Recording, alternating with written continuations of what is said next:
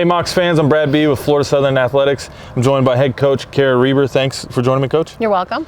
In her 14th season, 200 wins here in charge of the Mocs. Let's talk about the scheduling. Obviously, you guys have a tough schedule. 10 of your 17 games this year are against teams in the top 25 poll. Just kind of talk about the benefits of playing a tough schedule year in and year out. Well, I think most of that we don't have a choice because the Sunshine State Conference has many of those teams in the top 25. So we play in a great conference with great competition. But outside of that, we've never shied away from any sort of competition. If anybody wanted to come and play here, we would be more than willing to accept them for home game. And on the road, we try to get the best games as possible as well. So love playing high level competition all the time. I know our girls really enjoy that as well. So that's what we look forward to doing every year.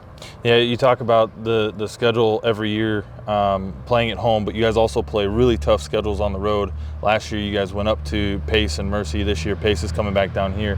Just kind of talk about what it means to play those kind of quality games at home at Barron Field and, try to use the crowd to your guys' advantage. Yeah, I think the more opportunity you have for the girls to sleep in their own beds, be used to their own regular routines and have those home games, that's certainly a benefit to us and what we would prefer to do. But if we need to go on the road, we will. It's a good experience. It's actually usually when we do most of our team bonding stuff when we have that opportunity to go on the road. But looking forward to really having a great crowd this year coming out. I think we have 12 of our games are home, so really looking forward to the college community and then the outside community coming to support our games. So let's talk about the roster. We have some gaps to fill with no Jackie Stoller, Madison Terry at the front. Just kind of talk to me about the key returners you're expecting to kind of make an impact and step up this year going into 2025. Yeah, kind of loved your chuckle, like good luck without Jackie and Maddie, but certainly they will definitely be missed. But watching some of the film from last year to watching what we have this year, I'm excited for what we have and the depth that we have. Because everybody kind of provides something different, and I think it can be any given girl on any given day, and it doesn't necessarily have to be somebody who's in our top 4 that you're going to see a lot of quality play from. I think it's going to be an assortment, where last year it was clearly Jackie, it was clearly Maddie. This year I think you'll see a big variety and maybe multiple 20-goal plus scorers. Good. Talk about the newcomers. Who should we watch out for? If I was coming to watch a game, I'm watching on the broadcast. Who do you expect to make a standout kind of season? Honestly, I think some of our sophomores that you didn't maybe see a lot of last year. I think the Lucas twins back on the defensive end are going to impress you.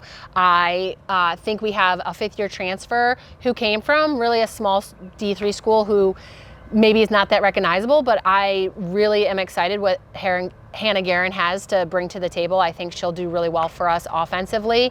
And then we have a couple of key freshmen that as soon as they can play like sophomores, they'll be someone to watch as well, because I think they got a lot of grit and are working really well in our system so far. Team expectations, this is always a tough one, right? I mean, we picked up our 11th conference title last year, winning the regular season, going 7-0. We went 16-5. How do we build off of that going into this year? You went to the NCAA quarterfinals. What's kind of the team expectations that you're telling the team this year? I don't really talk about it much, honestly. I think it's the expectation of the team and the culture on that they want to win, and there's nothing less than a national championship that is satisfying to them. I know our senior returners are really mad on kind of how things finished last year. And so they just have some unfinished business for themselves.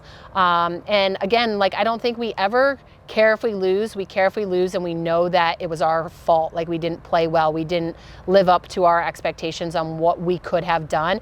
And I think that's the part that usually hurts the most. But I think it's going to be a great opportunity this season for the regular season to matter because of the automatic qualifier. And then it's gonna matter for postseason because of the automatic qualifier. So with 3 teams definitely getting in off of AQs, we wanna make sure that we position ourselves so that if we're not an AQ, we are one of the at-larges. So let's switch gears. Obviously, it's gorgeous out today. Beautiful grass on Barron Field. Let's talk about the new Adams Athletic Performance Center. You guys got a new locker room, new coaches suite, new strength and conditioning facility. Just talk about what that means for your program, recruiting, and all that kind of things. Yeah, the funny part is it's the first time this year that I brought recruits on campus and been able to show them that stuff. And when they're absolutely amazed and in awe by it, I have to take them to our old stuff. And I have to see, this is where we came from and this is where we are. And so it's such a great place, and our locker room is phenomenal. Our alumni and current families that stepped up to really sponsor and get by the lockers and make sure that we had first-rate facility. I mean, thank you to them, because it is awesome and a great thing for people to be a part of. And I know our first alums and kind of where we came from with, practicing over at Lakeside and not having a locker room, that now having a field on campus, a locker room on campus, a phenomenal weight room. And whoever decided, made the change that the weight room was below the coaches' suites versus when it was supposed to be above, thank you to them. We watched film this morning. So glad our office is above the weight room and not below it. But it is a great place to be, and the facilities at this point are top notch. Do you have anything else you'd like to add? No, just I think we'd love for everyone to come out and support us this year. The more fans we get at the game, the better.